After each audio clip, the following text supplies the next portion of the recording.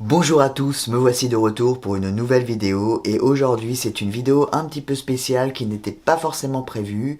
C'est une vidéo pour raconter mon expérience suite à l'injection que j'ai eue la dernière fois, donc il y a 3 semaines. Bon, je te dis tout ça après l'intro.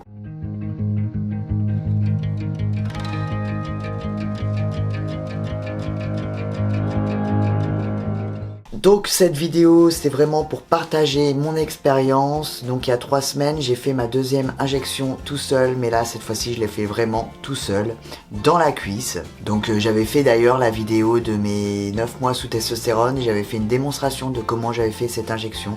Et c'est suite à cette injection que j'ai eu des petits soucis, si on peut dire comme ça. Bon, rien d'une grande gravité, mais je voulais quand même le partager pour te mettre en garde sur certaines choses quoi. Donc j'ai fait mon injection tranquillement, tout s'est très bien passé, j'ai pas eu mal, nickel. J'ai fait le retour du sang pour voir s'il n'y avait pas de sang dans l'aiguille, que je n'étais pas dans une veine. Nickel, tout s'est bien passé et c'est le lendemain que j'ai commencé à avoir mal. Mais ça je m'y attendais également parce que je sais que quand on fait une injection intramusculaire dans la cuisse, on a mal à la cuisse. On a fait l'injection pendant 2-3 jours après. C'est tout à fait normal. Dans la fesse, l'avantage, c'est qu'on n'a pas ces douleurs-là en général. Donc je commence à avoir mal vraiment le dimanche soir et le lundi, mardi, vraiment beaucoup de mal à marcher, je boite, mais au niveau du genou. Donc il faut savoir que l'injection, je l'ai fait un peu plus haut dans la cuisse. Donc si tu veux voir comment j'ai fait l'injection, tu peux regarder la vidéo des 9 mois. Donc je trouvais ça vraiment bizarre que ce soit enflé au niveau du haut du genou et que j'ai beaucoup de mal à marcher, c'est rouge, c'est chaud. Je commence un petit peu à paniquer. Donc je vais prendre des renseignements au niveau de mon pharmacien, de mon médecin, etc. Donc les avis sont partagés, donc mon médecin il me rassure tout de suite en me disant t'inquiète pas, c'est juste seulement une infection, ce qui peut arriver quand on fait une injection, plein de raisons. Bon, lui il pense juste à l'infection, juste qu'il faut que je me repose et que ça va passer tranquillement et prendre quelques antibiotiques. Il m'a quand même conseillé aussi de consulter un médecin pour avoir un avis vraiment médical et en visu quoi. Je vais voir un pharmacien, lui me dit surtout allez tout de suite aux urgences, vous avez sûrement une thrombose. Alors moi je commence à paniquer, en ce moment on en parle tout le temps des thromboses avec le vaccin Covid etc. Donc je me dis oh là là si j'ai une thrombose, enfin bref, panique. Donc ce que je fais c'est que je vais chez mon meilleur ami, on appelle SOS médecin. Et là donc j'ai vu un médecin qui est arrivé 2 heures après et qui a regardé, il a dit oui pour moi c'est une infection, c'est pas grand chose, c'est pas du tout une thrombose donc rassurez-vous etc. En revanche il m'a dit les injections intramusculaires, vaut mieux les faire dans la fesse parce que le muscle est plus grand, plus fort, je sais pas exactement pourquoi, mais en tout cas c'est comme ça. C'est mieux de faire une intramusculaire dans la fesse si on peut le faire dans la fesse, parce que la cuisse c'est beaucoup plus gênant, on a les courbatures le lendemain, etc.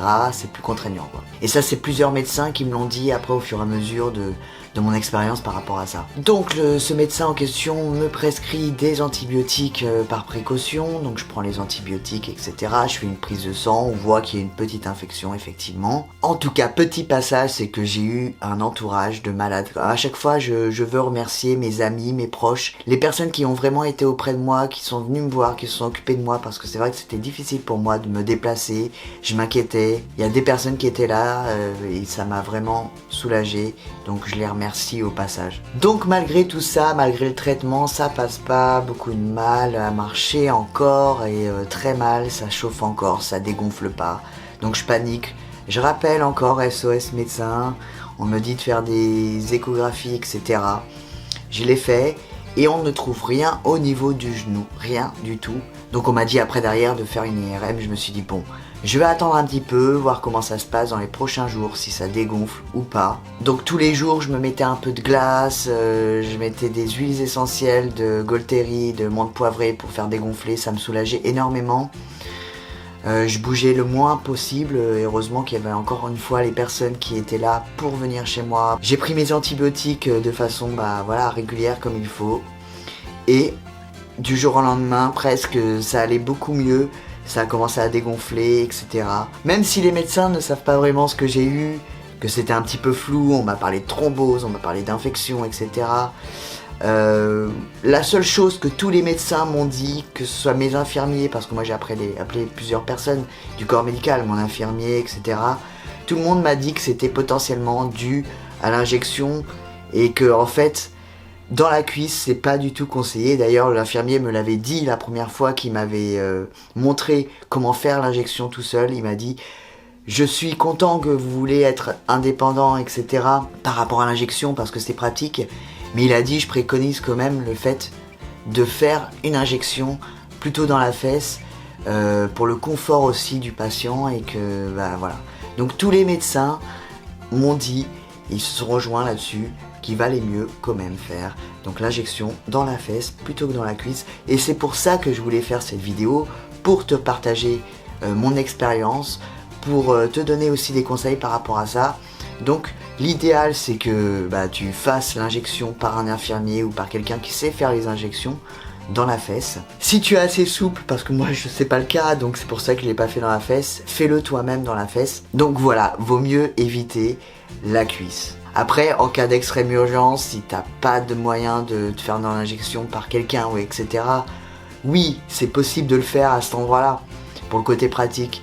Mais dans l'idéal, si tu arrives à trouver une solution, fais-le plutôt dans la fesse. Voilà, c'était ma petite expérience imprévue bien sûr. Voilà, ça va être des vidéos qui vont arriver parfois sur YouTube où je vais partager mon expérience. C'est quelque chose que j'ai envie de te dire pour te prévenir des différentes choses qui peuvent arriver lors d'une transition ATM. Là notamment, c'était par rapport à l'injection, ça peut être d'autres choses, aussi des baisses de morale que je peux avoir parfois. Je peux parfois me dire, voilà, j'ai envie de partager aussi un moment de ma vie où je me sens comme ça, comme si.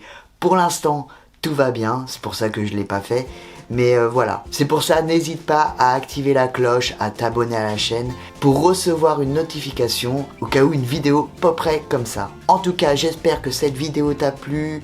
N'hésite pas à partager aussi ton expérience en commentaire et à me suivre sur tous mes réseaux sociaux, notamment sur Instagram, TikTok et Facebook pour suivre la transition et pas que. Et je te dis à très vite, bye bye.